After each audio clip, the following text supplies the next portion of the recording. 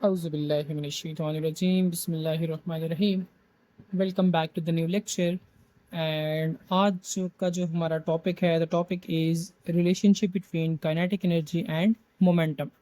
So this is a very important topic because के इससे related बहुत सारे क्वेश्चंस बुक के अंदर एमसीक्यू सॉल्व करने के लिए या न्यूमेरिकल सॉल्व करने के लिए भी यूज़ होते हैं, या इसके अगर आप एंट्री टेस्ट वगैरह में जाएं तो ये जो हमारे पास काइनेटिक एनर्जी और मोमेंटम का रिलेशन है, इससे रिलेटेड बहुत सारे क्वेश्चंस आते हैं। एंड हमें रिलेशन का पता नहीं होता कि भाई रिलेशन इन दोनों में है क्या, तो फिर बहुत सारे क्वेश्चंस गलत भी हो जाते हैं। तो आज हम इस रिलेशन को फाइंड आउट करते हैं कि भाई काइनेटिक एनर्जी एंड मोमेंटम के दरमियान आपस में रिलेशन क्या है। सो इस रिलेशन को प्रूव करने के लिए मैं आपको पहले रिलेशन भी बता देता हूँ। रिलेशन बेसिकली क्या है कि that is kinetic energy is equal to p square divided by 2m। तो ये हमने यहाँ पे प्रूव करना है। तो एंट्री टेस्ट वगैरह में तो इसका प्रूव नहीं आता, लेकिन फिर भी हमें इसके बारे में नॉलेज होना चाहिए कि भाई आया कि ये रिलेशन आया कैसे है। सो इसको हम प्रूव करते हैं। तो मान लेते हैं कि हमारे पास लेट से कोई भी एक बॉल है, एंड इस बॉल को हम असाइन करते हैं, ये इसकी एक डायरेक्शन है। This is the direction of velocity of ball के बॉल इस डायरेक्शन में मूव कर रही है। ऑब्वियसली यहाँ पे इस डायरेक्शन में फिर इसका मोमेंटम भी होना है। तो ये हमारे पास एक बॉल है एंड उस बॉल की वेलोसिटी एंड उसका मोमेंटम यहाँ पे हमने मेंशन कर दिया है। एंड एज यू नो कि ये वेलोसिटी एंड मोमेंटम तो दोनों हमारे पास वेक्टर क्वांटिटीज़ हैं, लेकिन हमारे पास जो काइनेटिक एनर्जी है, जब ये इस पाथ पे मूव करेगी बॉल, तो हर एक पॉइंट के ऊपर इसकी कोई ना कोई काइनेटिक एनर्जी भी होगी। हमने उसी काइनेटिक एनर्जी और मोमेंटम के दरमियान रिलेशन फाइंड आउट करना है। सो उसकी तरफ चलते हैं। तो हमें पता है कि काइनेटिक एनर्जी किसके बराबर है। Kinetic energy is equal to 1/2 mv²। So मान लें कि हमारे पास this is equation number 1। And we also know that कि जो मोमेंटम है, मोमेंटम हमारे पास है p is equal to mv के बराबर। मान लें कि ये हमारे पास इक्वेशन नंबर 2 है। अगर आप इक्वेशन नंबर 1 को देखें तो यहाँ पे हमारे पास m भी है एंड v भी है। तो आपने ये करना है कि यहाँ पे कोई ऐसी सिचुएशन क्रिएट करनी है कि हमारे पास ये मोमेंटम का फार्मूला यहाँ पे हमारे पास आ जाए, तो हम उसमें सब्स्टिट्यूट करके फिर रिलेशन फाइंड आउट कर सकते हैं।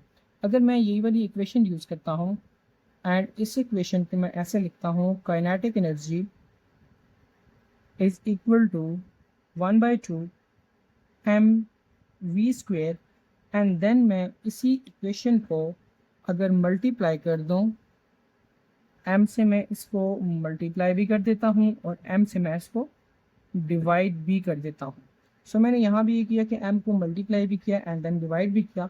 एंड उसके बाद अगला काम ये करना है कि इस वाले m को आपने ये पहले वाले m से मल्टीप्लाई कर देना है। तो आप जब इसको मल्टीप्लाई करेंगे तो मल्टीप्लाई करने के बाद आपके पास ये रिलेशन आपको कुछ यूँ दिखाई देगा, kinetic energy is equal to 1/2 m multiply by m will be equal to m² and v² and then divided by आपके पास आ जाएगा m।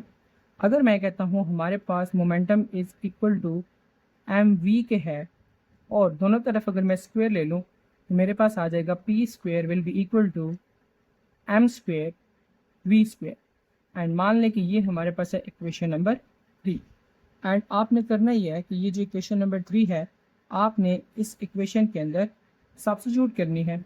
जब आप इक्वेशन के अंदर सब्स्टिट्यूट करेंगे तो आपके पास आ जाएगा kinetic energy is equal to, यहाँ पे हमारे पास लिखा हुआ है दिस इज़ m² v², इसकी जगह हम लिख सकते हैं p²। सो ये यहाँ पे आ गया p²। एंड देन यहाँ पे आपके पास 1/2 भी था, तो वो 2 नीचे आपके पास हो गया डिवाइड। एंड देन आपके पास ये वाला जो m है वो आपने क्या कर देना है, एज इट इज़ डिनोमिनेटर के अंदर लिख देना है। सो ये आ गया हमारे पास the relationship between kinetic energy and linear momentum. तो आप सिंपली यहाँ पे लिख सकते हैं कि काइनेटिक एनर्जी जो है वो डायरेक्टली रिलेटेड है with square of momentum. So ये हमारे पास आ गया काइनेटिक एनर्जी और लीनियर मोमेंटम का रिलेशन। इस तरीके से आप इसी फार्मूले को मोमेंटम के लिए भी अरेंज कर सकते हैं। ये तो हमारे पास रिलेशन था kinetic energy and linear momentum का। और बहुत सारे पेपर्स में ये भी क्वेश्चन आता है कि आप बताएं कि अगर आपके पास जो रोटेशनल काइनेटिक एनर्जी है, उस रोटेशनल काइनेटिक एनर्जी का उसके जो रोटेशनल एनालॉग हैं वो लाइक रोटेशनल एनालॉग का मतलब है कि एंगुलर मोमेंटम और मास के साथ क्या रिलेशन होगा। तो वो भी बड़ा सिंपल सा है कि आपको पता है कि आपके पास जो मोमेंटम का एंगुलर एनालॉग है दैट इज़ एंगुलर मोमेंटम, और मास का जो एंगुलर एनालॉग है that is inertia. So simply you can write, आपके पास जो रोटेशनल काइनेटिक एनर्जी है, जब कोई बॉडी रोटेट कर रही हो तो उस टाइम उसकी रोटेशनल काइनेटिक एनर्जी किसके बराबर होती है, L square divided bye 2I के बराबर। So this is the relationship between the rotational kinetic energy and angular momentum. So ये तो हमारे पास दो रिलेशन थे जो हमने डिस्कस किए। इस तरह की मज़ीद अच्छी अच्छी वीडियोस देखने के लिए हमारे चैनल को लाइक करें, सब्सक्राइब करें, कमेंट करें और बेल आइकन को प्रेस करें ताकि हर नए आने वाली वीडियो आप तक जल्द से जल्द पहुँच सके। Thank you very much.